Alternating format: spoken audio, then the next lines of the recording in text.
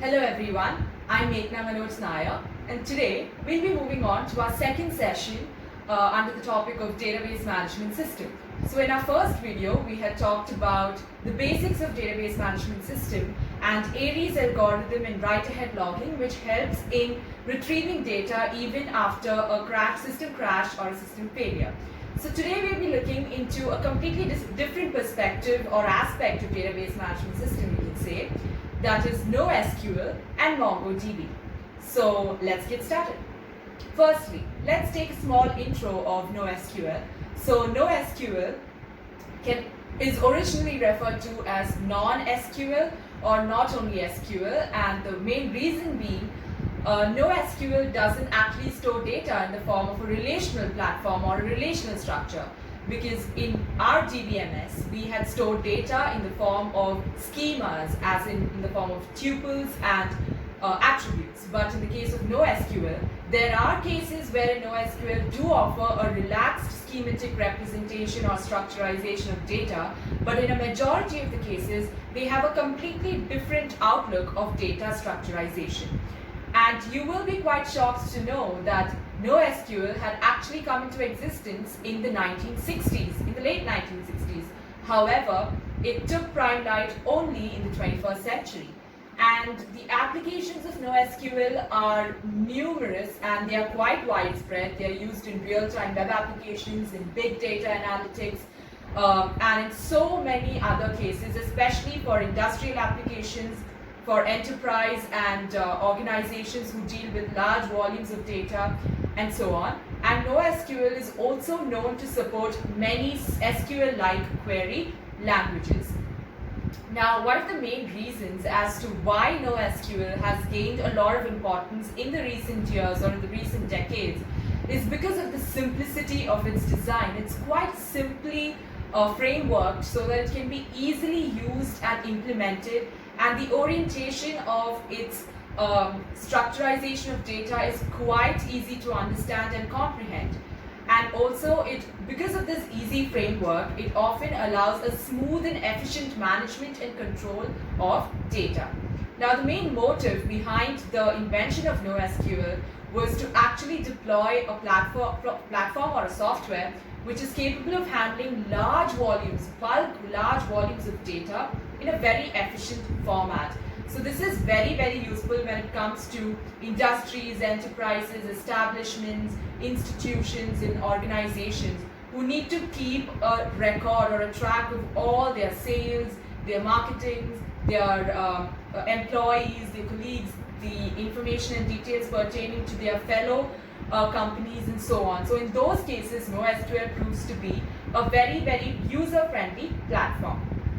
Also, the data structures which are used by NoSQL, they are completely different from those used by our DBMS, and this is one of the main reasons why the operations which are implemented in NoSQL are very, very quickly executed and they are easily implemented. So it makes operations faster and reduces the overhead time for implementation.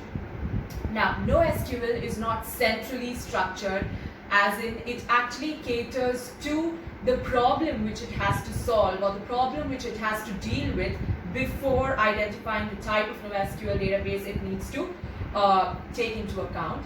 And data structures which are used by NoSQL, they are often viewed as a flexible form of structurization when compared to our DBMS.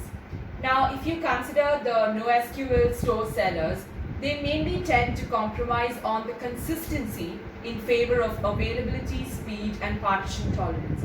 So from this, what we can understand is consistency of data is quite a task when it comes to NoSQL. Why? Because they seem to prefer availability, speed, and partition tolerance of data over consistency. So a few of the barriers to the widespread adoption of NoSQL in a number of stores are as follows. The first is NoSQL has been developed over a low-level query language. So it's not a very high-level machine-readable form, it's a very low-level query language.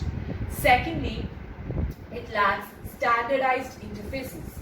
Thirdly, huge previous investments in existing relational databases by a majority of the customers indeed poses a threat or gives them a stigma that it's going to be a huge loss when they shift over to NoSQL, because all of their investments in our DBMS are definitely not going to play any role when they shift over to NoSQL, because it's completely independent of the relational schematic representation of data. The fourth and the most important barrier is the lack of true ACID properties. ACID, as in ACID, expands to atomicity, consistency, isolation, and durability. These 4 points are extremely important for a holistic and integrated approach to any data which is stored in a database, especially because database contains large amounts of data. So the lack of true ACID properties in transactions eventually can definitely lead to data losses. So that's one of the main barriers of NoSQL. And also, in spite of these barriers, few famous databases like MarkLogic, Aerospike, Simus LMDB, and OrientDB, they have made NoSQL as their central platform to their entire framework design. So before we move on, let's just take a quick look into a few of the important points of NoSQL. First is they offer a concept of eventual consistency.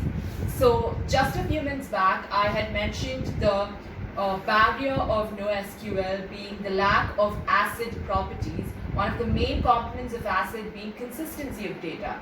However, NoSQL does offer consistency of data, but in an eventual manner, as in a frequent interval of time. It can result in a completely integrated, consolidated form of data, but if you ask, or if you look at it from an on the whole perspective, you cannot guarantee a completely integrated form of data. But on an eventual basis, definitely it does offer data consistency. Another thing is that any changes which are made to the database, or any database changes, they're going to be propagated and distributed to all the nodes, so that the queries for the data, it might not return updated immediately, or it can result in reading the data which is not accurate. So not reading the data in its most precise and accurate forms is called as stale reads. So that's one of the issues which NoSQL often pops up here and there. Another important point is that some of the NoSQL systems, they do exhibit the feature of lost writes and other ways in which data can be lost. However, they do provide the concept of write-ahead logging in order to avoid this data loss. So write-ahead logging, as I had mentioned in the very first video, it's a concept or a mechanism in which the system is catered with a series of different algorithms in order to record or log all of the transactions which has been completed successfully in the most accurate form. They are going to be logged and recorded in a temporary data for a particular interval of time, after which they will be upgraded and stored in the permanent data. So in the event of a system crash or a system failure, the administrator or the user can always refer to the recorded logs in order to ensure, or in order to cross-verify all the transactions which are yet to be completed, which have already been completed, which have been cut down midway, and so on. So it's an already inbuilt feature, and that's a great striking feature of NoSQL. Also, for distributed transaction processing across a number of databases, data consistency does pose to be a bigger challenge. So let's now move on to the advantages of NoSQL, as in why should any programmer or administrator choose NoSQL over other database management platforms. The first and foremost, which is the main highlight of NoSQL, is its high scalability. So when I say the term scalability, I'm pretty sure that most of us would have heard this word across a number of arenas. It could be in the industrial aspect, it could be related to marketing features, it could be related to sales, and so on. But in database management, scalability basically refers to the handling and manipulating and controlling large amounts of data in an efficient, smooth, and a very systematized manner. So there are different techniques which are used by NoSQL for implementing the scalability factor, and there are two types of scaling broadly. That's horizontal scaling and vertical scaling. So if you consider the case of horizontal scaling, it mainly involves adding more number of machines to an already existing server system in order to handle the large amounts of data. So one question which is likely to pop up in all of our minds is the excess amount of expenses which are likely to be added to the overhead expenditure when it comes to adding machines. So we must realize one thing, that in the markets today, we do have a number of cheap servers which are capable of handling and accessing all the data in a very efficient manner. So merging these cheap servers in with the existing server system can definitely help in horizontal scaling. Also, the technique which is used for horizontal scaling is a term called sharding. So sharding basically involves partitioning data and placing it into multiple database servers in such a way that the order or the systematic structure and organization of the data still remains preserved. It's going to be intact and it's going to be the same. And when you compare vertical so that was horizontal scaling. So if you come to vertical scaling, it's basically adding more resources or more details or information to an already existing machine. So if you compare vertical scaling and horizontal scaling, vertical scaling is quite a task to achieve, but horizontal scaling can be easily implemented. And the main reason as to why NoSQL can handle and efficiently put together the large amounts of data in structured, semi-structured and unstructured format is only because of its scalability factor. And if in case the data storage is growing too much at an exponential rate each day, you can actually continue adding these inexpensive servers and integrate them to make them into a single data service. And few of the examples of horizontal scaling databases include MongoDB and Cassandra. And also the fact that NoSQL can handle large amounts of data only because of scalability. And even if the data size or if the data storage keeps growing each day, NoSQL will automatically train itself to customize to the large volume of data which it's being exposed to each day. The second advantage is its high availability. So NoSQL has a special feature of auto replication, and this actually makes NoSQL databases highly available. Also the fact that since it's got an inbuilt write-ahead logging characteristic, in the case of any crash, data actually replicates itself to the previous consistent state. In the very first video, I had mentioned about the Aries algorithm, which was a mechanism through which you can actually implement data replication so that data can be retrieved even in the case of a system crash. But NoSQL has already got the inbuilt feature of data replication, which automatically takes data into its previous consistent state, which actually makes it even more easier, especially when it comes to systems and servers which are actually dealing with such large amounts of data. The fourth advantage is no legacy code. So because this NoSQL is something which has started off just like 2-3 decades ago, NoSQL database do not have any legacy code. They don't need to be adaptable or compatible with any older hardware platforms, or they can keep strange and infrequently used functionality away from themselves. And the fact that NoSQL databases, they actually enjoy a very quick pace when it comes to development and maturation. They are updated and upgraded at frequent intervals of time in order to keep the software platform up to date with all the other database management platforms. So it makes it more user-friendly and gives all new effects which are available. The next advantage is schema-free. So right at the beginning of the session, I had mentioned that NoSQL databases do not involve any relational representation of data in the form of tabular formats. So that's one of the advantages of NoSQL, because it makes many of the operations faster and it implements these algorithms and queries in a very quick manner. Also, it offers a heterogeneous structure of data within the same domain. It doesn't have any restrictions or constraints posed on the type of data which can be input into a particular domain. It does offer the flexibility to accept heterogeneous structures. Next advantage is the distributed nature of NoSQL. Multiple NoSQL databases can be executed in a very distributed and dispatched fashion. There's a particular architecture called as shared nothing architecture. It's a framework which helps in higher distribution in an efficient manner with less coordination. One of the major drawbacks we all face while adhering to the distribution concept is how do we coordinate all these servers together such that the data from each and every server can be merged into one single form. So the shared nothing architecture overcomes this drawback because it doesn't focus on the coordination part, but it focuses on the distribution. Coordination is taken care of by it autonomously.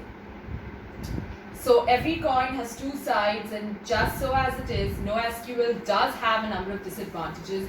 Now, every other database management platforms do have disadvantages, and the main reason as to why we need to focus on disadvantages as well and not just the advantages is because before we deploy a particular application or a user interface or any other such kind of implementation technique, we need to ensure that none of these disadvantages are going to pose a hindrance to the perfect execution of our application, because if it does, then there would be no sense in making use of that particular platform. So it's very important that we look into the disadvantages of NoSQL as well.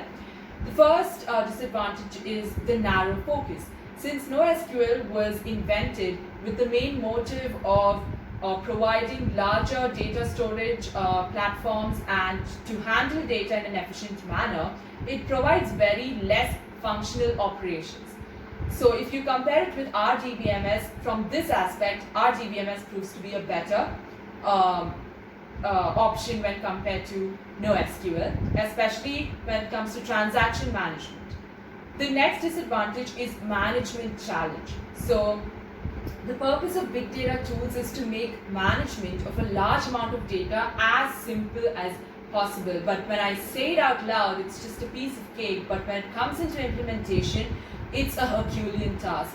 So database management in NoSQL is quite a little bit more complex than relational database, because NoSQL in particular, it has a reputation for being challenging to install and at times even more hectic to manage on a daily basis. Why so? I'll tell you. Because a few minutes back I had told one of the disadvantages of NoSQL was the fact that it's quite quick in pace with respect to the updations and upgradations. However, when they happen at a frequent interval of time, and if a user seems to use that database management platform for storing large excess amounts of data on a day-to-day basis, the frequent intervals in which the updations happen can pose a challenge.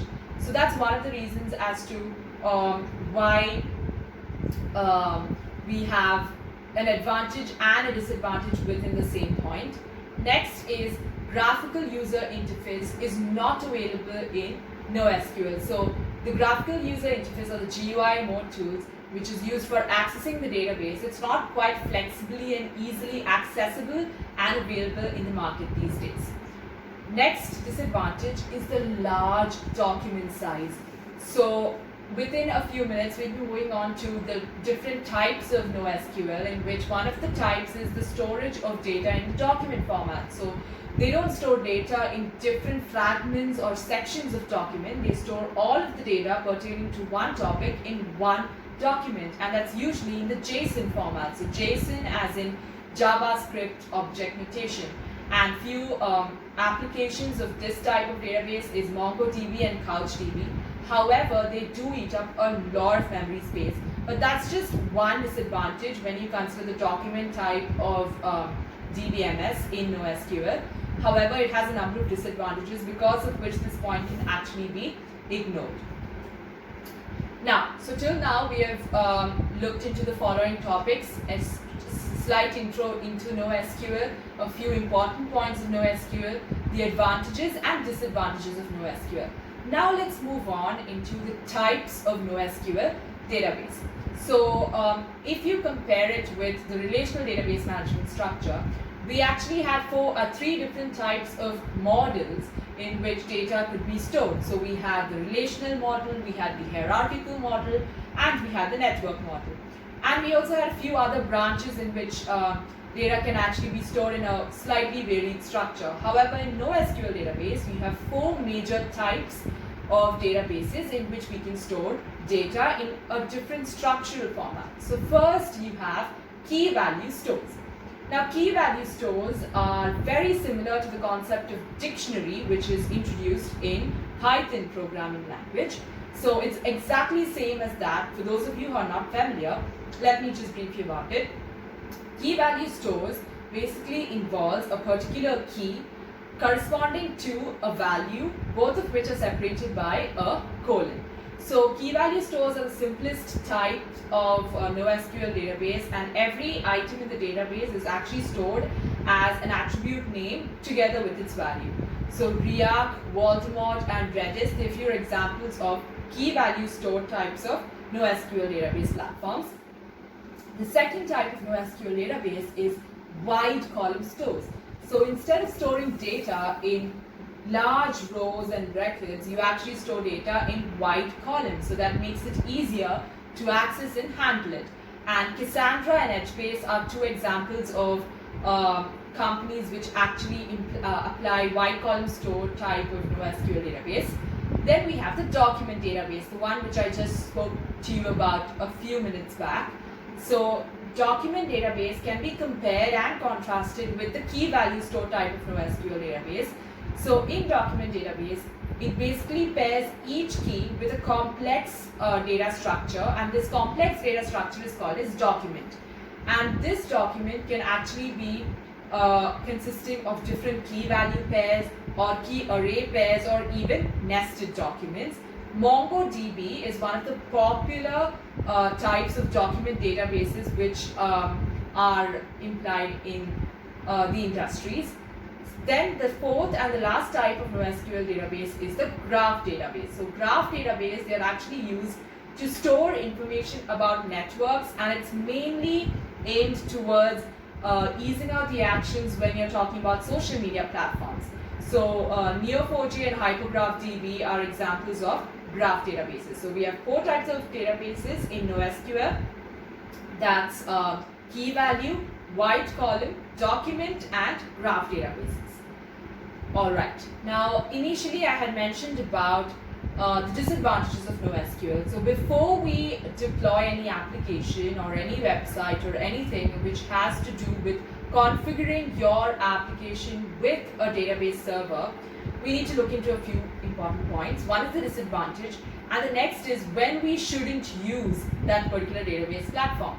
So now I'm going to tell you a few situations in which you shouldn't be using NoSQL. The first is when huge, excessive amounts of data need to be stored and retrieved. So though I did say that NoSQL is meant to store large amounts of data and access and maintain them in an efficient way, it does have a limit. If you're going to keep expanding the database day by day in an exponential way, it's going to dwindle the entire system and you're going to be left with nothing. So you should know that before you employ such kind of an NoSQL platform, make sure that you know what type of data you're going to be using and if it's going to be using an excessively large amount of memory space. If so, then I would prefer you to use another form of database management platform and not NoSQL.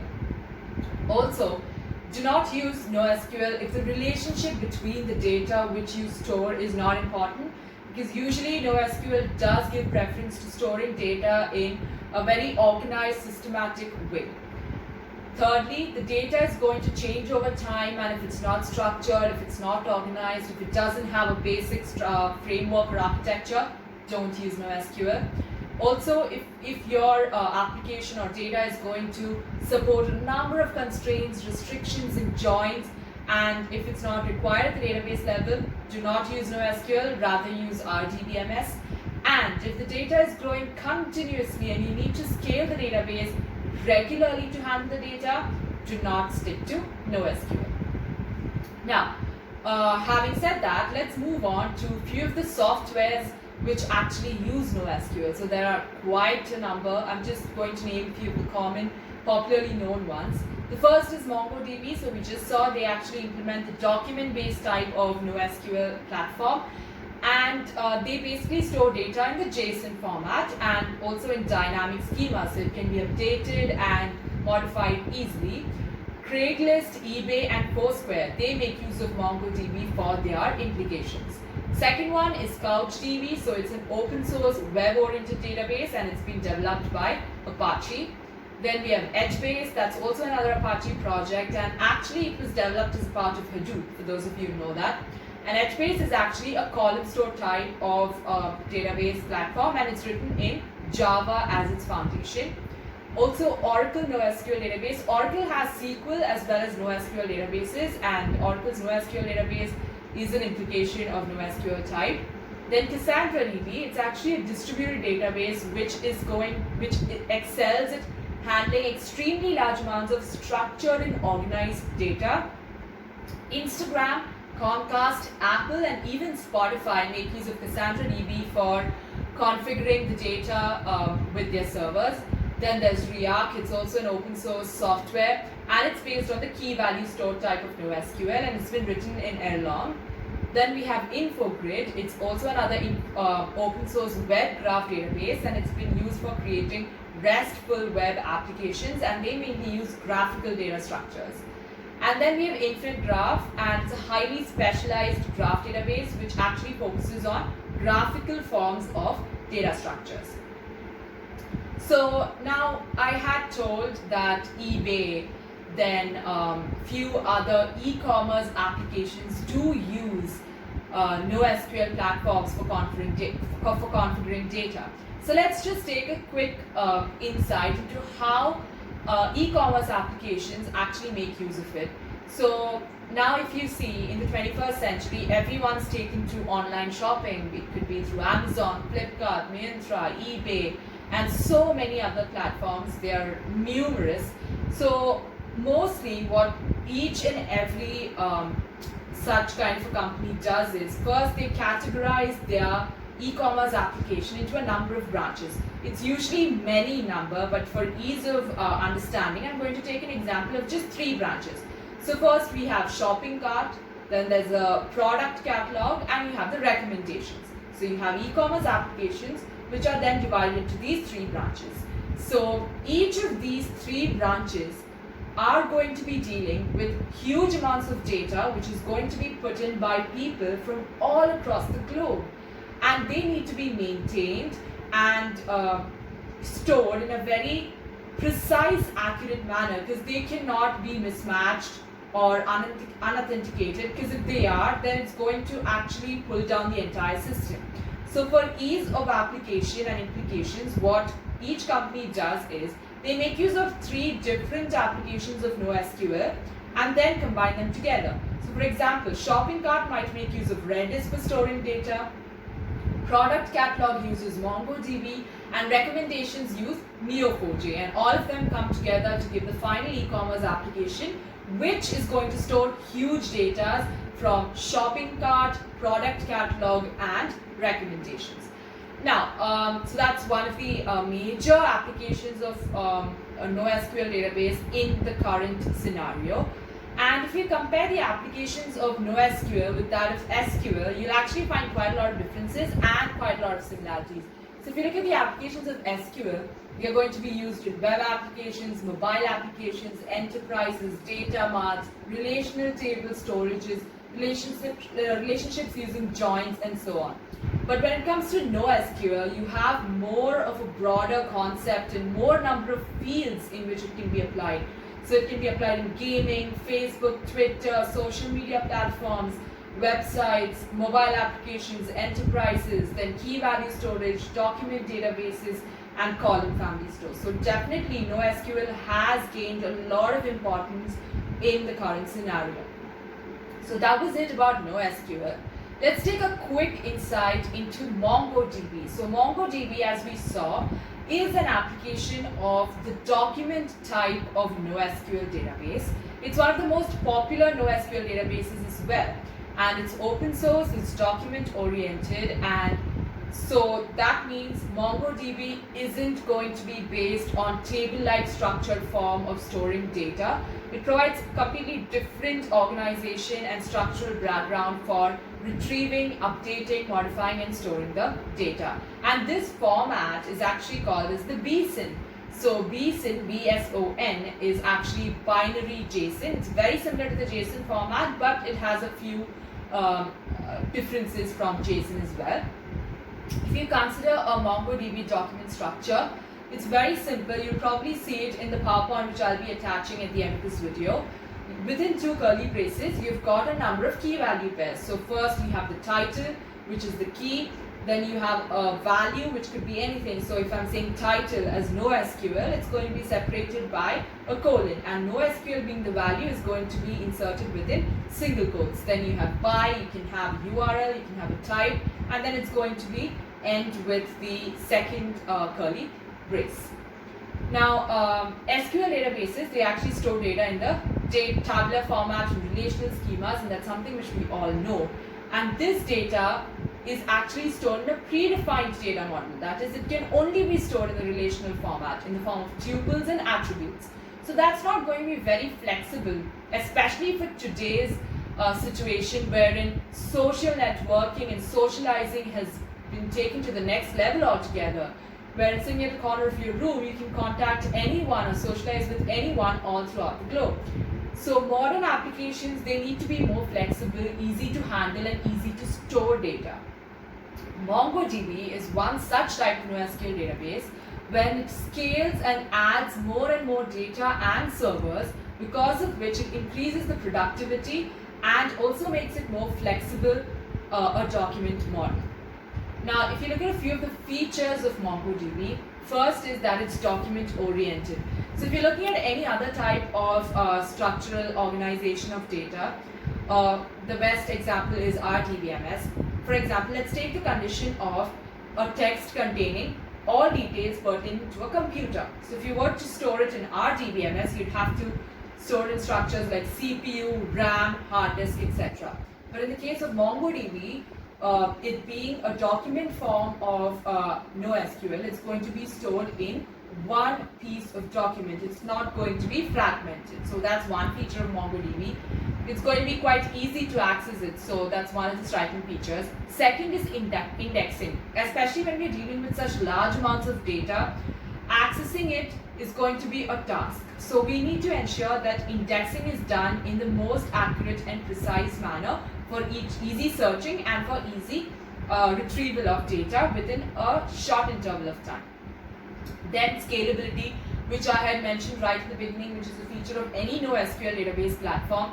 MongoDB usually offers the horizontal scaling method with the sharding technique, and they are split into data chunks and they are evenly distributed across the different servers so that each and every server has an equivalent role to. Machines can also be added to the already existing and running servers. The next feature is replication and high availability. So MongoDB actually increases the availability of data by showcasing the feature of redundancy. In our DBMS, redundancy was actually a disadvantage, but here it's an advantage, but it's from a different perspective and aspect of thinking. In MongoDB, redundancy of documents take place in all the servers. So if in case one server seems to be dead or cannot be accessed, then you can always access the very same document from another server. So redundancy proves to be an advantage in MongoDB. And then we have the advantage or the next feature of MongoDB, which is aggregation. So aggregation operations, they mainly process the data records and return the computed results. It's very similar to the group by clause, which is found in SQL. And few of the aggregation expressions are sum, average, min, max, etc. Now, let's just quickly look at two applications of MongoDB. First and foremost, we have Aadhaar. Aadhaar is very, a crucial application of MongoDB, you can say, because it's linked to your phone and it's the ID proof of any Indian. So it needs to ensure that each and every data is in its most precise, accurate and up-to-date form. So Aadhaar making use of MongoDB is a very best example of showcasing how efficient and phenomenal MongoDB is. And MongoDB was also among several other database products apart from MySQL, Hadoop, and HBase, which had originally procured for running the database search among other platforms. Then the second application, the widespread application of MongoDB, is eBay. So eBay is actually an American multinational internet consumer-to-consumer corporation, and it's headquartered in San Jose. And a number of projects have been running on MongoDB for search suggestions, metadata storage, cloud computations, and merchandising categorization. So I've taken these two applications, that's Aadhaar and eBay, as the main ones because they are two of the most commonly known and popular ones in the world today. But there are plenty of other applications of MongoDB as well. So I hope you've gained good insight into NoSQL and MongoDB. I'll try to attach the PowerPoint at the end of this video. So hope you enjoyed the session. Thank you.